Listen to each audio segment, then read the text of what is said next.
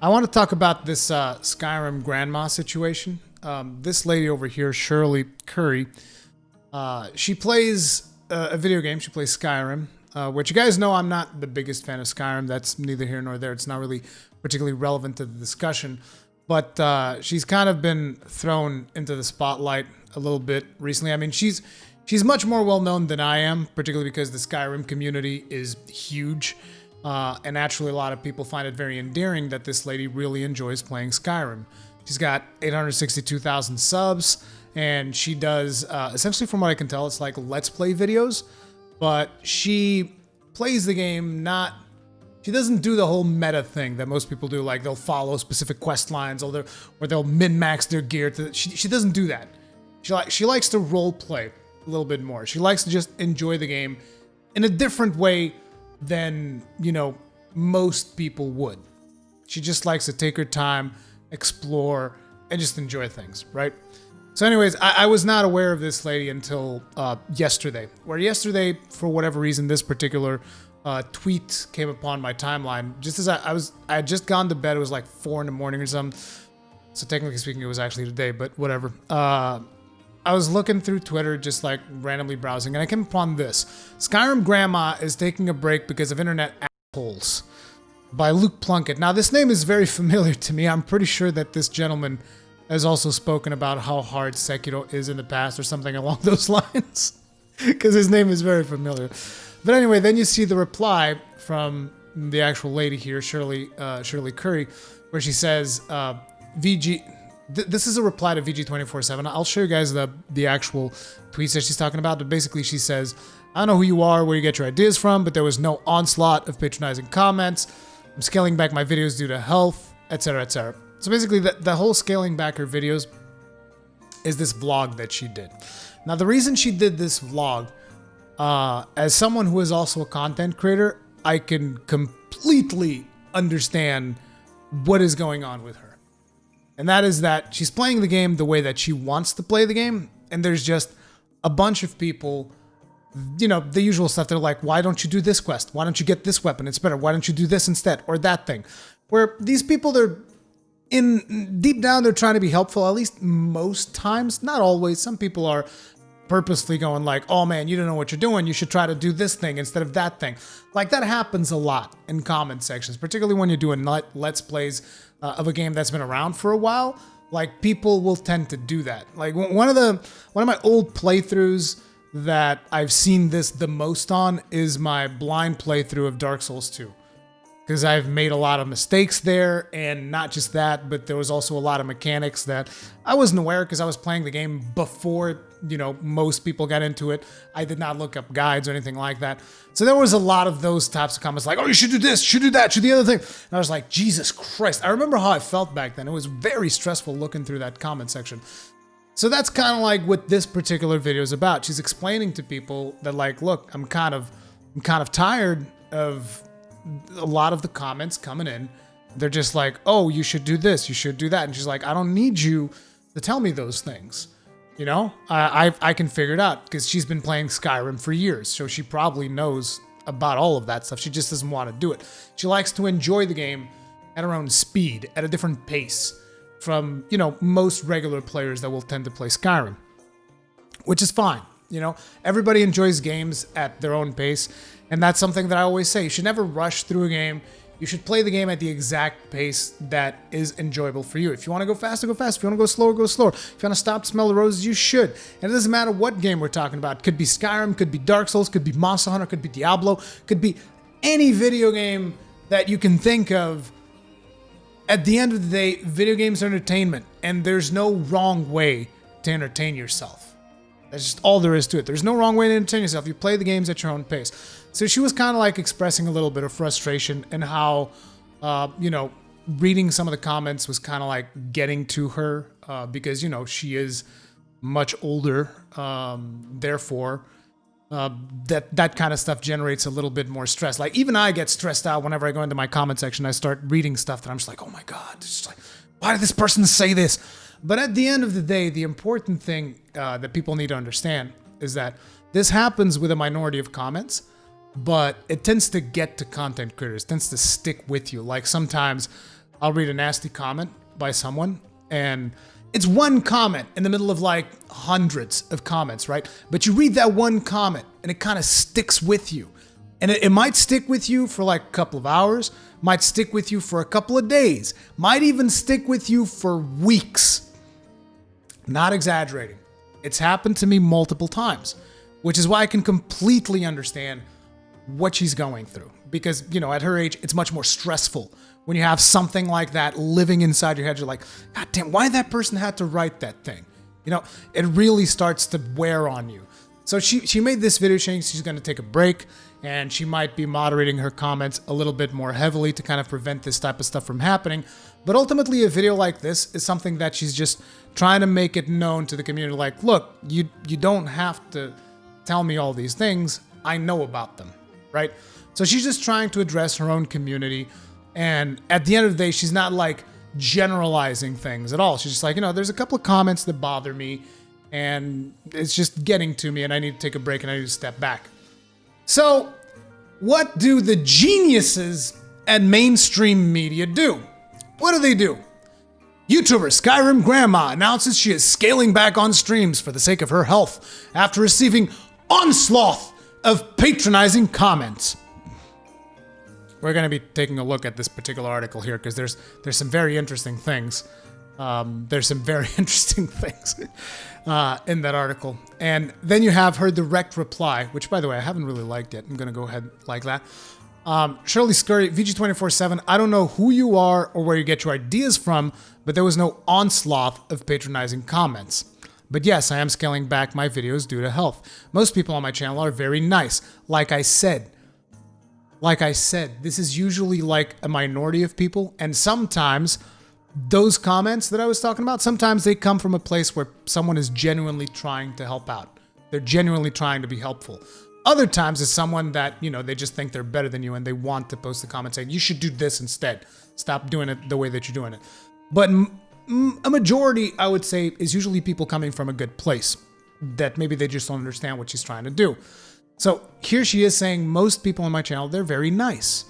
You know, there's just a couple of comments that she wanted to address, and that's it. That's what that video was about. But no, they had to just generalize it because mainstream media feels the need to constantly weaponize everyone they can against gamers. Like, gamers are these evil creatures that can only do harm, that spend their entire lifetime trolling people. Gamers can do no good. Regardless of the fact that gamers constantly donate to charities, to stuff that improves the planet, like we did Team Trees last year.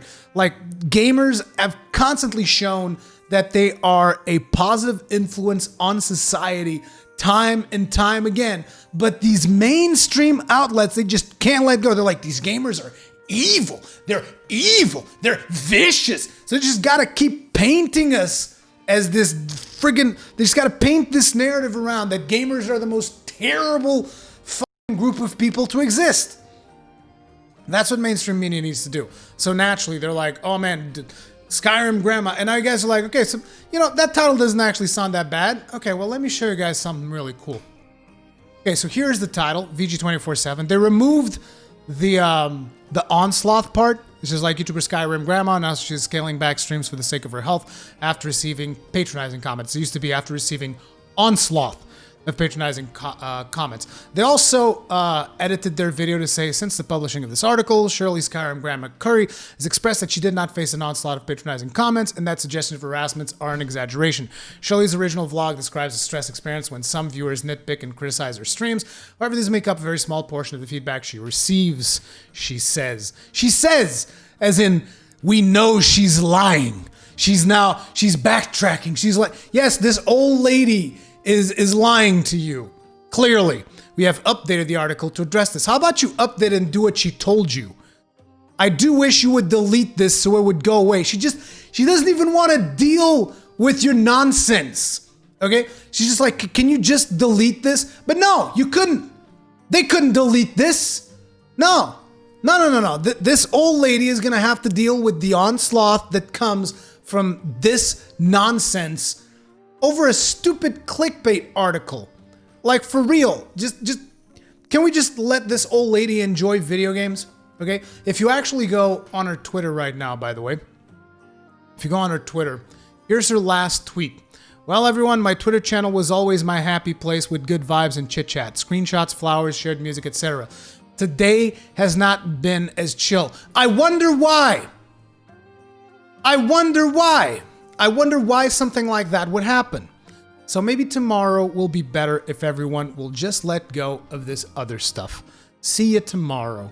It's like, can we just legit allow this lady to just play her video games and do her videos the way that she wants to without subjecting her to all of this internet drama? No, we can't, because here comes Kotaku.